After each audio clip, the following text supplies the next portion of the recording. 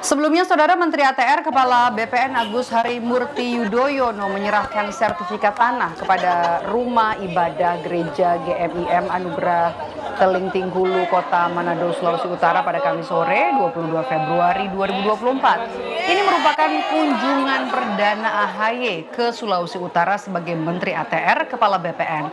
AHY mengaku datang ke Manado atas undangan Presiden Joko Widodo untuk bersama-sama meresmikan bendungan Lolak yang ada di Kabupaten Bolaang Mongondo, Sulawesi Utara.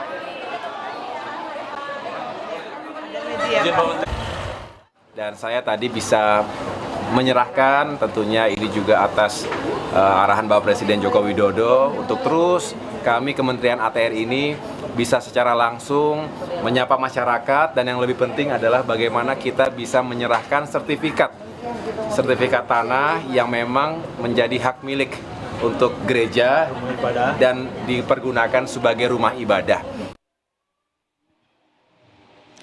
Sementara itu, momen belusukan AHY di Manado, Sulawesi Utara saat memberikan sertifikat gratis di hari pertamanya bekerja sebagai Menteri ATR BPN turut dikomentari Cawapres Gibran Rakabuming Raka.